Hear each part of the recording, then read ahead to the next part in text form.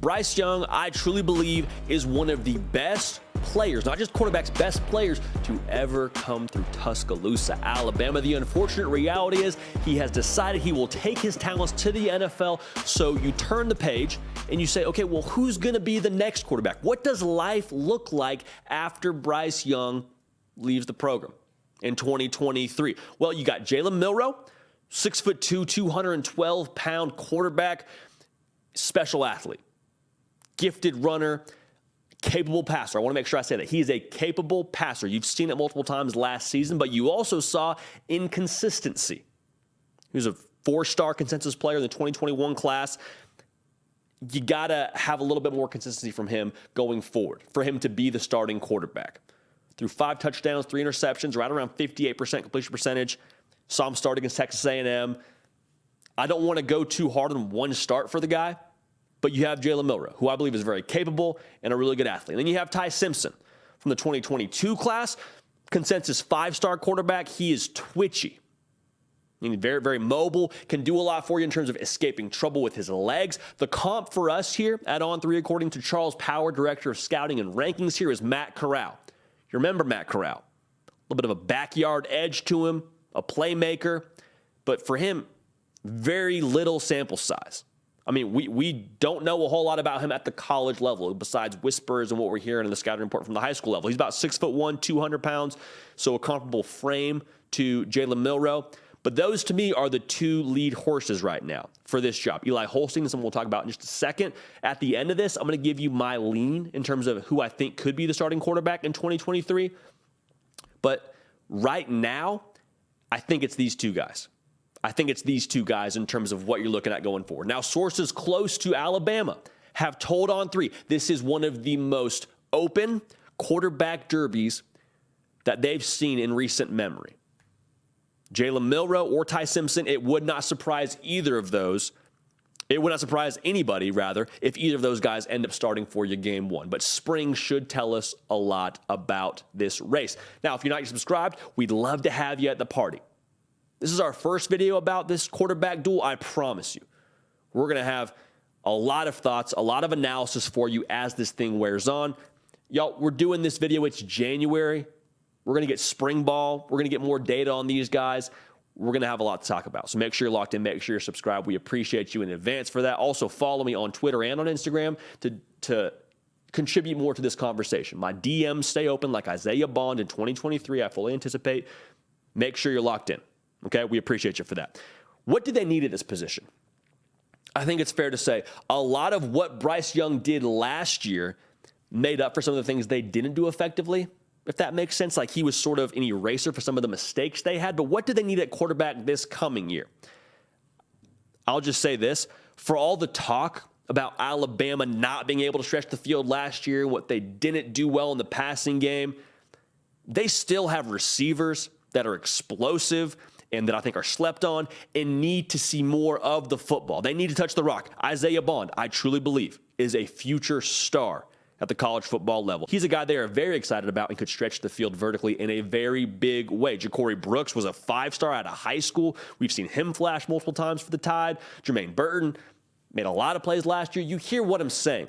You cap your potential as an offense, as a team, if these guys are not involved Saturday in and Saturday out. I don't believe whoever takes over at the quarterback position will just be a game manager. Just hand it off, throw a check down, throw a slant here and there. They're going to need somebody that can pop the top and be consistent throwing the ball downfield, getting the ball to these playmakers. To achieve the standard at Alabama, which is winning national championships and winning the SEC, you need to have an explosive element to your offense. I wholeheartedly believe that. And to go back to this whole quarterback battle, you can't be a one-dimensional offense. And I don't want to knock it too hard, but with the little sample size we have on Jalen Milroe, the offense looked fairly one-dimensional in his 1 start against Texas A&M. He ran the football well, only threw for about 111 yards, made some questionable decisions with the football. So that gives me a little bit of concern as to what he's going to do going forward. Now, he could take a huge leap forward in the spring, but just keep an eye on that. Just keep an eye on that, because if he's not able to consistently distribute the football to these playmakers, and Ty Simpson's able to, I mean, that's as simple as it is. That's all it could come down to right there.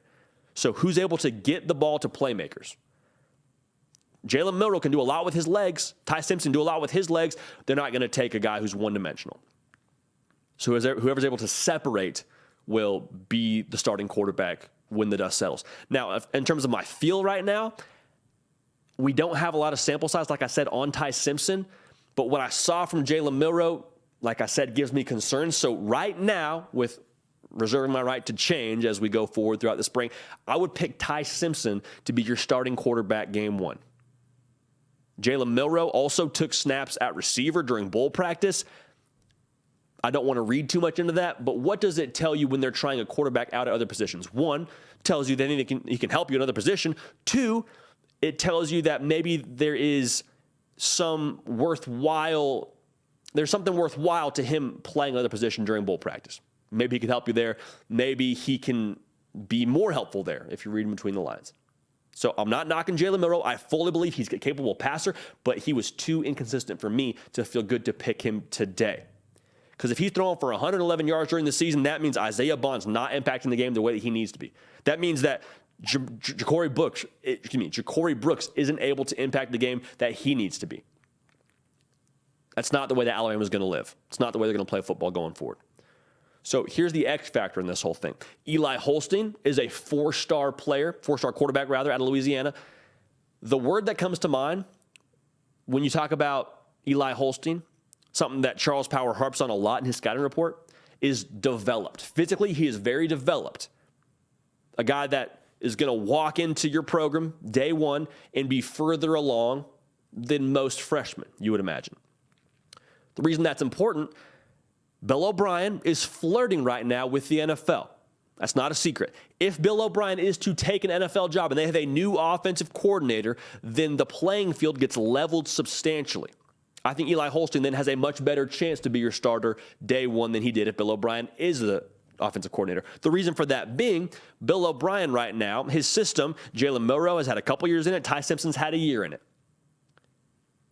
Eli Holstein hasn't had any experience. Has had a bowl practice and had winter conditioning, I suppose. But if they get a new coordinator, everybody's back to 0 years of experience. And with Eli Holstein, if physical development isn't holding him back, sounds like a pretty wide open derby to me.